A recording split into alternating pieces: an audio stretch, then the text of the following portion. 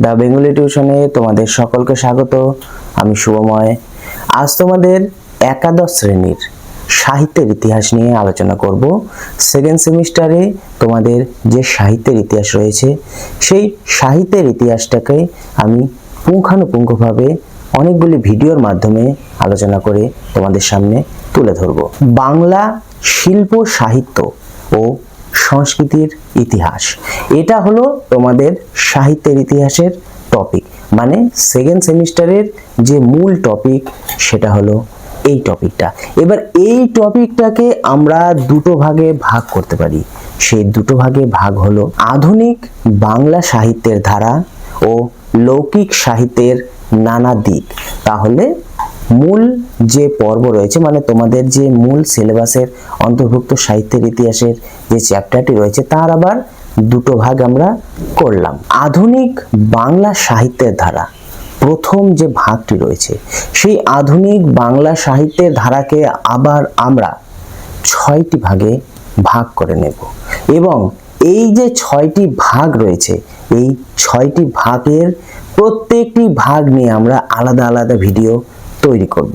ঊনবিংশ শতাব্দীর সামাজিক, ধর্মীয় ও শিক্ষা সংস্কারমূলক আন্দোলন, বাংলা সাময়িক পত্রের উদ্ভব ও বিকাশ, বাংলা গদ্য প্রবন্ধের ধারা, আধুনিক বাংলা কাব্য কবিতার ধারা, আধুনিক বাংলা নাট্য সাহিত্যের ধারা, বাংলা কথা সাহিত্যের ধারা।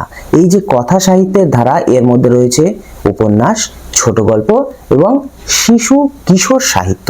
তাহলে এই যে 6টি ভাগ, এই 6টি ভাগের আমরা 6টি ভিডিও তৈরি করব। তার সাথে আরেকটি ভিডিও থাকবে যেটা প্রথম যে দুভাগে ভাগ করেছিলাম সেই দুই ভাগের মধ্যে পরের ভাগটি, মানে লৌকিক সাহিত্যের ধারা। তাহলে চলো এবার শুরু করি। আজ আমরা যে টপিকটি নিয়ে আলোচনা করব সেটি হলো লৌকিক সাহিত্যের নানা দিক। প্রাক আধুনিক বাংলা সাহিত্যের সঙ্গে আধুনিক বাংলা সাহিত্যের যে যোগসূত্র বা যে সেতুবন্ধন রচনা করেছিল, বা এই দুটি সাহিত্যের মধ্যে যে যোগসূত্র স্থাপন করেছিল সেটি হলো এই লোক সাহিত্য। এই লোক সাহিত্যের যদি প্রধান বৈশিষ্ট্য হিসাবে আমরা ধরতে পারি সেটা হলো নামহীনতা। এই নামহীনতাই হলো লোক সাহিত্যের প্রধান বৈশিষ্ট্য। আমরা দেখেছি কিছু কিছু গানে, মানে পুরাতন বা নতুন তো হয় না, পুরাতন যুগের কিছু কিছু গানে বা মনে করো কিছু কিছু কাব্য কবিতায় তাদের ভণিতা উপস্থাপন করা থাকলেও তাদের নাম কিন্তু উজ্জ্ব থাকে, মানে বিভিন্ন কবিরা তাদের নাম প্রকাশ করতে চাইতো না। আরেকটি কথা বলে রাখি, পরিবর্তনশীলতা ও সংরক্ষণ, এই দুটিও হলো লোক সাহিত্যের একটি অন্যতম বৈশিষ্ট্য। আধুনিক লোক সাহিত্যের ধারা, এই পর্বটিকে আমরা আলোচনা করার আগে আমরা জেনে নেই এই পর্বে আমরা 4টি বিষয় নিয়ে আলোচনা করব। মানে এই আলোচনায় আমরা 4টি অধ্যায়ে ভাগ করে তারপর আলোচনা এগিয়ে নিয়ে যাব। এই 4টি পর্ব হলো: 1 নাম্বার লোককথা, 2 নাম্বার লোকপ্রবাদ ও প্রবচন, মানে কথা এবং প্রবাদ প্রবচন, 3 নাম্বার হলো ছড়া এবং শেষ 4 নাম্বার হলো ধাঁধা। এই 4টি বিষয় নিয়ে আমরা এখন আলোচনা করব। তাহলে কি কি? কথা, তারপর প্রবাদ প্রবচন, ছড়া এবং ধাঁধা। তোমাদের এই সেকেন্ড সেমিস্টারে এই 4টি পর্বই মূলত আলোচনার বিষয়বস্তু।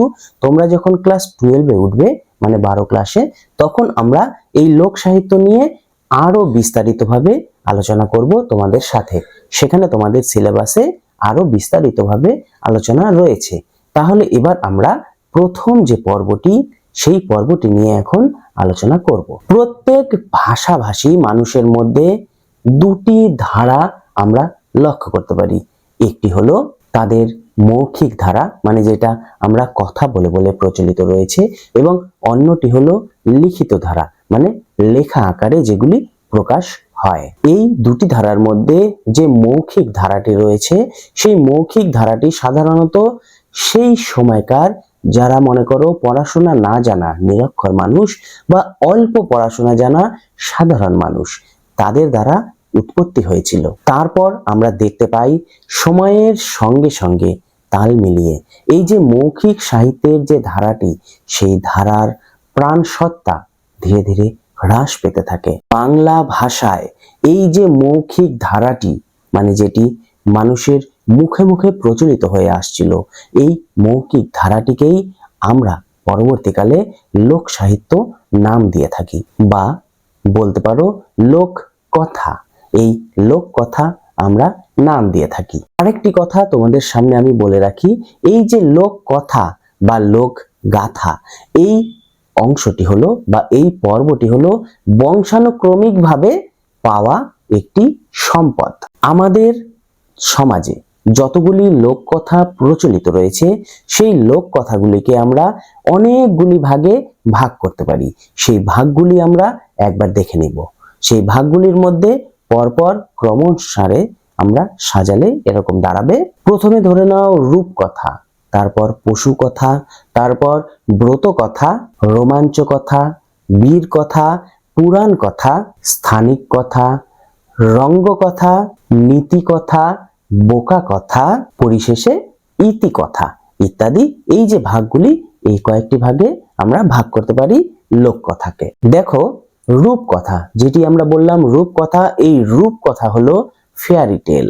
এই রূপকথার মধ্যে থাকে রাজা রানীদের কাহিনী, রাজকন্যা, রাজপুত্র ইত্যাদিদের কাহিনী। এছাড়াও এর মধ্যে থাকে পরীদের কাহিনী বা বলতে পারো রাক্ষসদের কাহিনী। এছাড়াও উপকথা, নীতি কথা, পশু কথা, এই যে কথাগুলি, এই কথাগুলির মধ্যে থাকে মূলত শিক্ষামূলক কাহিনী বা নীতি জ্ঞান। এই কাহিনীগুলোতে পশুদের দ্বারা, মানে মানুষের দ্বারা তো বিভিন্ন নীতি কথা প্রচার করা হয়েই থাকে, মানুষের পাশাপাশি পশুদের দ্বারাও বিভিন্ন নীতি কথা বা উপদেশ আমরা এই কথাগুলিতে লক্ষ্য করতে পারি। এছাড়াও আমাদের বাংলায় প্রচলিত যে সমস্ত দেব দেবীদের আখ্যান রয়েছে, সেগুলি আমরা ব্রত কথার মাধ্যমে পেয়ে থাকি। এছাড়াও মনে করো সনাতন ধর্মের আবির্ভাব বা মানুষের বিবর্তন, সেগুলি আমরা পুরাণ কথায় পেয়ে থাকি। এই পুরাণ কথায় মূল উপজীব্য বিষয় হলো দুঃসাহসী কোনো বীরদের কাহিনী বিবরণ। এই যে দুঃসাহসী বীরদের বিবরণের কথা আমরা জানতে পারি, এই দুঃসাহসী বীরদের বিবরণকেই বলা হয় বীর কথা। এছাড়াও কোনো স্থানকে নির্বাচন করে সেই স্থানের ওপর কোনো অদ্ভুত ঘটনা বা রোমাঞ্চকর ঘটনা বা কোনো একটা, মানে মনে করো যেই ঘটনাটি আমাদের বিশ্বাস করতেই অসম্ভব মনে হয়, সেই সমস্ত ঘটনাকে নিয়ে লেখা হয়ে থাকে রোমাঞ্চ কথা। এছাড়াও আমরা লক্ষ্য করতে পারি স্থানিক কথা, হাসি, চুটকি, রসিকতা প্রভৃতি রঙ্গ তামাশা নিয়ে যে সমস্ত কথা রচিত হয়, সেগুলিকে বলা হয় রঙ্গ কথা। এটা হলো আমাদের লোককথা বা লোক গাথা নিয়ে সামান্য একটু আলোচনা। এবার আমরা দ্বিতীয় পর্ব নিয়ে আলোচনা করব।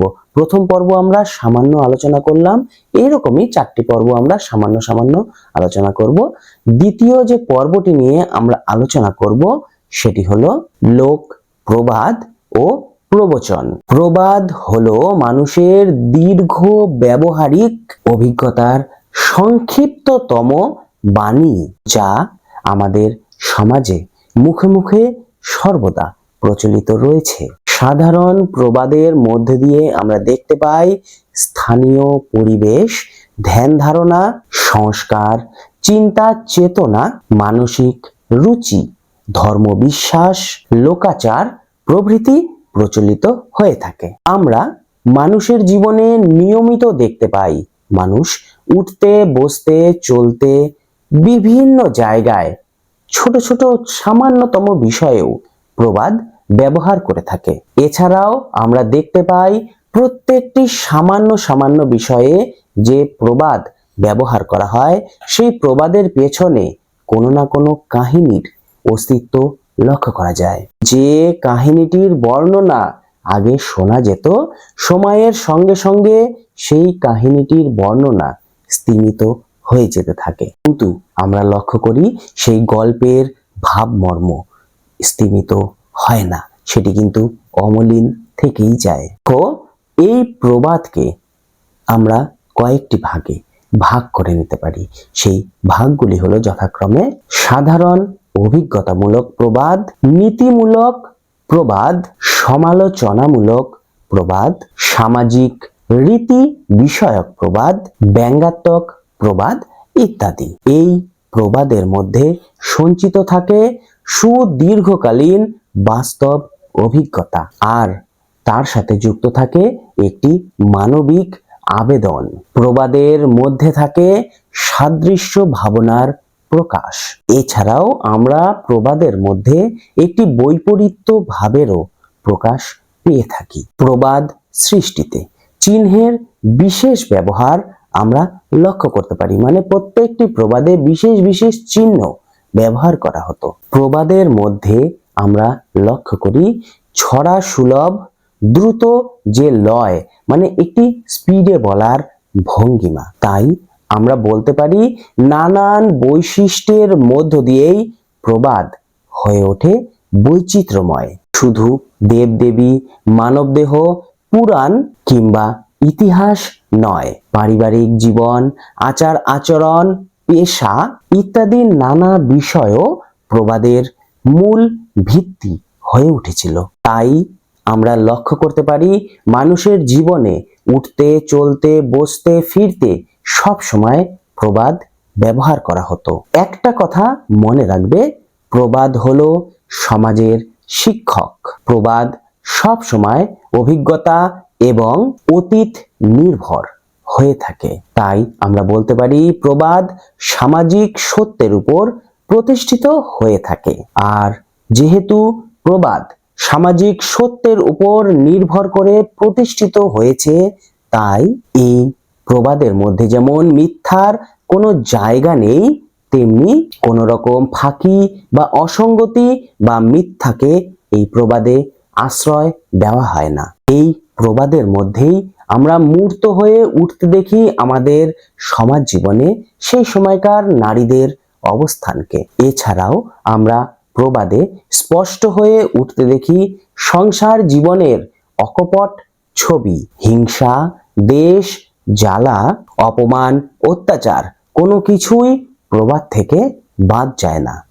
এবারে আমরা কিছুটা প্রবচন নিয়ে জেনে নেব।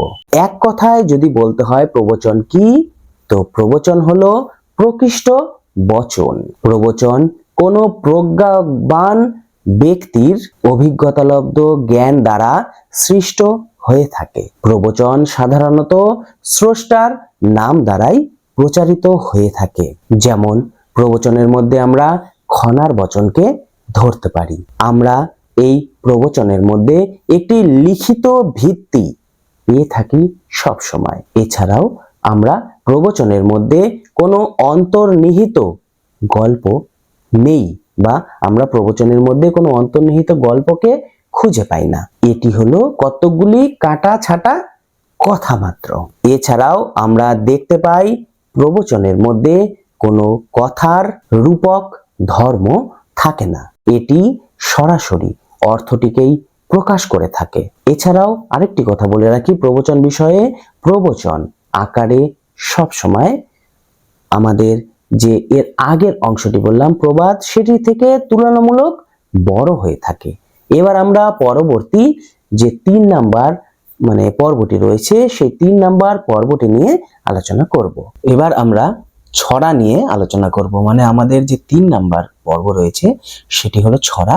চলো তাহলে দেখে নিই ছড়ার কিছু বৈশিষ্ট্য সমূহ বা ছড়া সম্বন্ধে কিছু তথ্য।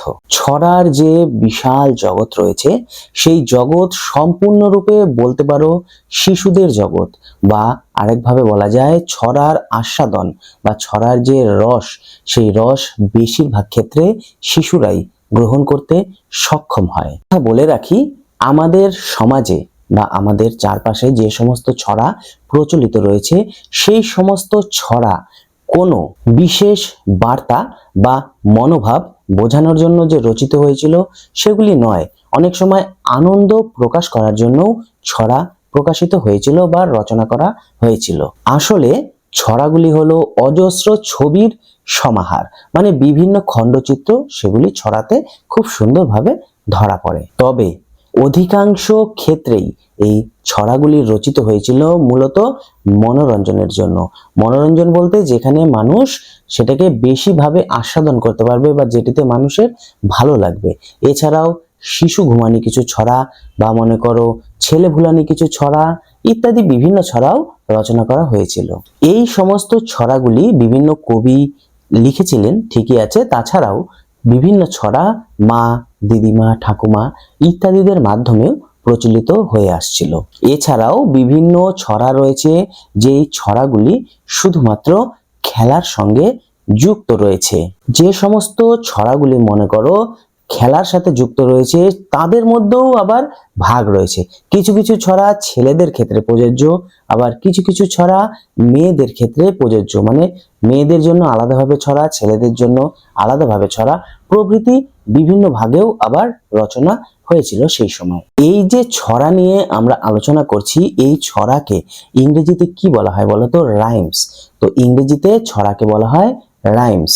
আমাদের লোক সাহিত্যে যে ছড়া পর্বটি রয়েছে, এই ছড়া পর্বটিকে আমরা দলগত সাহিত্য হিসাবেই মূলত প্রাধান্য দিয়ে থাকি। আসলে ছড়া হলো দলগত ও মৌখিক বা বলতে পারো লোকমুখে প্রচারিত একটি মৌখিক শিল্প।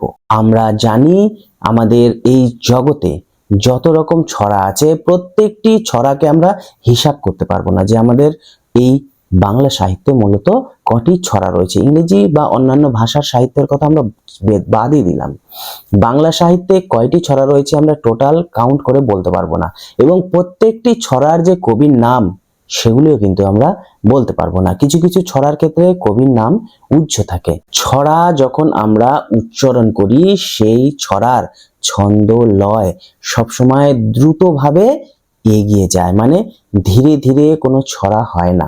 সবসময় দেখবে বাচ্চারা যখন খেলাধুলার সময় ছড়া উচ্চারণ করে দেখবে তারা স্পিডে ছড়া বলে, কখনোই কেউ স্লো মোশনে ছড়া কিন্তু বলে না। এছাড়াও ছড়ার যে বিষয় রয়েছে সেই বিষয় হালকা চটুল বা মনে করো সহজ স্পর্শ, মানে সহজ সরল হওয়ায় তা খুব সহজেই মানুষের হৃদয়কে স্পর্শ করতে পারে। এছাড়াও আরেকটি বিষয়ের জন্য ছড়া আমাদের মনকে সহজেই স্পর্শ করে, সেটি হলো ছড়া অত্যন্ত সহজ সরল ভাষায় লেখা হয় এবং আমাদের চারপাশে যে সমস্ত বিষয়বস্তু রয়েছে যা আমাদের প্রত্যক্ষ বা পরোক্ষভাবে অঙ্গাঙ্গিভাবে যুক্ত সেগুলি নিয়ে ছড়া রচিত হয়, যার ফলে ছড়া আমাদের খুব সহজেই অ্যাটাচ হয়ে যায় ছড়া আমাদের জীবনের সঙ্গে। ছড়া কিছু কিছু ক্ষেত্রে ভদ্র পরিবেশে বা সভ্য জগতে সৃষ্টি হয়, সেগুলির কথা বাদ দিলে কিছু কিছু ক্ষেত্রে গ্রাম্য পরিবেশেও বিভিন্ন ছড়া সৃষ্টি হয়ে থাকে। এই জন্য তুমি যদি ব্যাকরণগতভাবে সবসময় ছড়াকে তুমি প্রাধান্য দিতে থাকো বা ব্যাকরণগতভাবে যদি ভুল ত্রুটি খুঁজতে থাকো, অনেক সময় আমরা ছড়ার মধ্যে অনেক অসঙ্গতি লক্ষ্য করতে পারি। দেখো এবার আসি ছড়ার ভাগ নিয়ে। ছড়াকে আমরা মূলত দুই ভাগে ভাগ করতে পারি। সেই দুই ভাগের মধ্যে আমরা দুটি ভাগের বলে দিচ্ছি এখানে। প্রথম ভাগটি হলো শিশু প্রধান ছড়া, মানে যেই সমস্ত ছড়া মূলত শিশুদের নিয়ে রচিত হয়। আর দ্বিতীয় ছড়ার ভাগ হলো মেয়েলি ছড়া, যেই ছড়াগুলি মূলত মেয়েদেরকে নিয়েই লেখা হয়েছিল। এরপর দেখবা শিশুদেরকে নিয়ে যে ছড়া রচিত হয়েছিল সেই ছড়াগুলিকেও আবার কয়েকটি ভাগে ভাগ করা যায়। সেই ভাগগুলি হলো ঘুম পাড়ানি ছড়া, ছেলে ভুলানো ছড়া এবং খেলার ছড়া।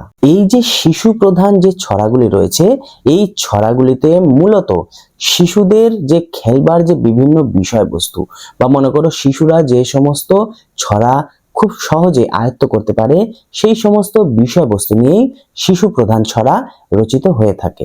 আর মেয়েলি যে সমস্ত ছড়া রয়েছে সেই মেয়েলি ছড়ায় আমরা দেখতে পাই মেয়েদের অবদমিত ইচ্ছা, মানে যেই ইচ্ছাটা বাইরে প্রকাশ করতে পারে না সেই ইচ্ছাটিকে ছড়ার মাধ্যমে প্রকাশ করে। এছাড়াও নারীর হৃদয়ের ইচ্ছা, নারী মনস্তত্ত্ব ও নারীদের বিভিন্ন আচার আচরণ ইত্যাদি নিয়েও এই মেয়েলি ছড়া রচনা করা হয়ে থাকে। এরপর আসি ছেলে ভুলানো ছড়া নিয়ে। দেখো, ছেলে ভুলানো ছড়া মূলত শিশুদেরকে শান্ত করে রাখার জন্যই রচনা করা হয়েছিল। এই ছেলে ভুলানো ছড়ার ক্ষেত্রে আমরা দেখতে পাই বিভিন্ন শিশুকে সোনা, মানিক, বাছাধন ইত্যাদি নাম দিয়ে তাদের ডাকা হয়। এছাড়াও এক ধরনের ছড়া দেখা যায় যেটি হলো ঘুম পাড়ানি ছড়া। এই ঘুম পাড়ানি ছড়াতে মূলত শিশুদের ঘুম পাড়ানোর জন্য মায়ের যে স্নেহ, মায়া, মমতা এই ছড়াগুলির মাধ্যমে প্রকাশিত হতে আমরা দেখতে পাই। এছাড়াও যে খেলার ছড়া রয়েছে, সেই খেলার ছড়াগুলি শিশুরা, মানে মেয়ে হতে পারে, ছেলেও হতে পারে, বিভিন্ন শিশুরা তারা খেলতে খেলতেই এই ছড়াগুলি সৃষ্টি করেছিল। তাই এই খেলার ছড়াতে কোনো রকম ভাষাগত আমরা একটা সামঞ্জস্য লক্ষ্য করতে পারি না, মানে ভাষাগত অসঙ্গতি এগুলোতে থেকেই যায়। এটিই ছিল মূলত ছড়া নিয়ে আলোচনা। এবার আমরা লাস্ট যে 4 নাম্বার পর্বটি রয়েছে সেই 4 নাম্বার পর্বটি নিয়ে আলোচনা করব। এরপর আমরা ধাঁধা নিয়ে আলোচনা করব, মানে আমাদের যে চতুর্থ পর্ব রয়েছে সেই চতুর্থ পর্বের নাম হলো ধাঁধা। এই ধাঁধাকে ইংরেজিতে কি বলা হয় বলতো? ধাঁধাকে বলা হয় রিডল। এছাড়াও ধাঁধাকে আমরা হিন্দিতে বলতে পারি পাহেলি, আর বাংলায় অনেকে বলে প্রহেলিকা, এছাড়াও অনেকে বাংলায় হেয়ালিও বলে থাকে। ধাঁধায় আমরা দেখতে পাই কোনো জিনিসকে রূপকের আড়ালে সংক্ষিপ্ত প্রশ্ন আকারে উপস্থাপন করা হয় এবং শ্রোতা সেই প্রশ্নটিকে তার উপস্থিত বুদ্ধির মাধ্যমে সমাধানের চেষ্টা করে থাকে। আসলে ধাঁধা যারা খেলে বা ধাঁধা যারা মানে অভ্যস্ত হয়ে গেছে তাদের প্রচুর জ্ঞানের প্রয়োজন হয়। সচরাচর সবাই ধাঁধা খেলতে পারে না, তাই ধাঁধাকে জ্ঞানের ভান্ডারও বলা হয়ে থাকে। বহুকাল আগে থেকেই আমরা দেখে এসেছি ব্যাবিলনীয় সভ্যতা, গ্রিক সভ্যতা প্রভৃতি সভ্যতায় ব্যাপকভাবে ধাঁধার বহুল প্রচলন ছিল। আবার আমরা পুরাণ, রামায়ণ, মহাভারত ইত্যাদি বিভিন্ন জায়গায় ধাঁধার অবস্থান লক্ষ্য করতে পারি। অনেকদিন পূর্বে একটি ছোট্ট ঘটনা, মানে ঘটনা বলতে একটি ছোট্ট তথ্য দিয়ে রাখি। অনেকদিন পূর্বে ব্যাবিলনীয় সভ্যতায় দেখা গিয়েছিল শিক্ষা ক্ষেত্রে, মানে তোমরা যে এখন পড়াশোনা করছো এই ধরনের শিক্ষা ক্ষেত্রেও, সিলেবাসেও ধাঁধাকে তারা অংশগ্রহণ করিয়েছিল, মানে ধাঁধা শিক্ষাক্ষেত্রে ব্যবহার হয়েছিল। এছাড়াও গ্রিস থেকে শুরু করে বিভিন্ন সভ্যতায় ধাঁধাকে একটা খেলার অঙ্গ হিসাবে তারা রাখা হতো, মানে ধাঁধা দিয়ে তারা খেলতো, মানে ধাঁধা দিয়ে তারা যুদ্ধ খেলতো, মুখে মুখে যুদ্ধ। এবং এই ধাঁধা যুদ্ধে যখন কেউ পরাজিত হতো, মানে উত্তর দিতে পারতো না, সেক্ষেত্রে এই যারা পরাজিত হতো তাদের মৃত্যুদণ্ড পর্যন্ত দেওয়া হতো। কেউ কেউ মনে করে থাকেন ধাঁধায় সামাজিক আচার অনুষ্ঠান, পুরাণ কাহিনী, গাথামালা ইত্যাদি বিভিন্ন বিষয়বস্তু থেকে ধাঁধার উৎপত্তি হয়েছিল। যে যাই বলুক না কেন, একটি কথা আমাদের এক বাক্যে স্বীকার করেই নিতে হয়, সেটি হলো ধাঁধা মূলত অবসর বিনোদনের জন্যই সৃষ্টি করা হয়েছিল। মানে লোকজন যখন হাঁপিয়ে উঠতো কাজকর্ম থেকে, সেই সময় ধাঁধা খেলে তারা তাদের অবসর বিনোদন করত। তোমরা তো হোমারের নাম শুনেছো, মহাকবি হোমার। তো প্রাচীনকালে আমরা দেখতে পাই মহাকবি হোমার একটি ধাঁধার উত্তর দিতে পারছিলেন না। সেই ধাঁধার উত্তর যখন তিনি দিতে পারছিলেন না, লজ্জায় তিনি নিজেই মৃত্যুদণ্ড গ্রহণ করেছিলেন, মানে লজ্জায় তিনি নিজেই আত্মহত্যা করেছিলেন। ধাঁধার কিছু বৈশিষ্ট্য রয়েছে, সেই বৈশিষ্ট্যগুলো আমরা দুই এক বাক্যে দেখে নেই। দেখো, প্রথম যে বৈশিষ্ট্য সেটি হলো ধাঁধার মধ্যে আমরা রূপকের ব্যবহার লক্ষ্য করতে পারি। কেউ যদি ধাঁধার উত্তর বুদ্ধি খাটিয়ে দিয়ে দিতে পারেন, তবে তার মানসিক যে শান্তি, সেই শান্তি লাভ হয়ে থাকে। মানে তোমাকে কেউ একটা প্রশ্ন ছুড়ে দিল, তুমি উত্তরটা দিতেই পারছো না, তাহলে তোমার মনের মধ্যে কেমন খটকা চলবে। এবার সেই উত্তরটা যদি তুমি দিয়ে দিতে পারো, তাহলে তোমার মানসিক শান্তি লাভ ঘটবে। দেখো, ধাঁধা কখনো একা একা খেলা যায় না। তুমি প্রশ্ন করছো, তুমি উত্তর দিচ্ছ, তা তো হয় না। ধাঁধা কখনোই একা খেলা যায় না। ধাঁধা সবসময় বাদী বিবাদী, মানে তোমার অপর একটা অপোনেন্ট পার্টি অবশ্যই লাগবে। একজন প্রশ্ন করবে এবং একজন বুদ্ধি খাটিয়ে সেই ধাঁধার উত্তর দিবে। ধাঁধা খেলার মাধ্যমে ভাষার চাতুর্যতা, বুদ্ধির উৎকর্ষতা, ছন্দজ্ঞান প্রভৃতি সম্পর্কে স্পষ্ট ধারণা থাকা দরকার। ধাঁধায় শুধুমাত্র হাস্যরস যে থাকে তা নয়, ধাঁধায় প্রচন্ড বুদ্ধির প্রয়োজন হয় এবং এই ধাঁধা হলো সম্পূর্ণভাবে বুদ্ধির খেলা। আমরা কয়েকটি কথা বলে আমাদের এই আলোচনা শেষ করব। দেখো, ধাঁধায় গ্রহ নক্ষত্র, নরনারী, প্রাত্যহিক জীবনের জিনিসপত্র, প্রকৃতি, পশু পাখি, আচার ব্যবহার, হিসাব নিকাশ, ফুল ফল প্রভৃতি সমস্ত কিছু নিয়েই এই ধাঁধার উপজীব্য বিষয় তৈরি করা হয়। মানে এই সমস্ত জিনিসগুলো নিয়েই ধাঁধা তৈরি করা হয়। দেখো, আমরা প্রথম থেকে 1, 2, 3, 4 চারটে অধ্যায়কে ভাগ করে তারপর চারটে অধ্যায়কেই আমরা তুলনামূলক সামান্য একটু অল্প করে আলোচনা তোমাদের সামনে রাখলাম। তোমরা, এটাই আমার লাস্ট অধ্যায় ছিল।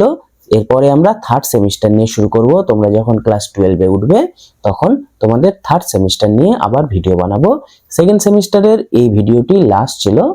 তোমাদের এই মার্চের 3 তারিখ থেকে পরীক্ষা, তো তোমাদের জন্য সবার জন্য শুভকামনা রইল।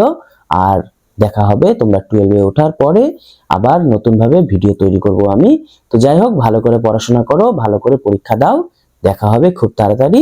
আজকের মতো এই পর্যন্তই।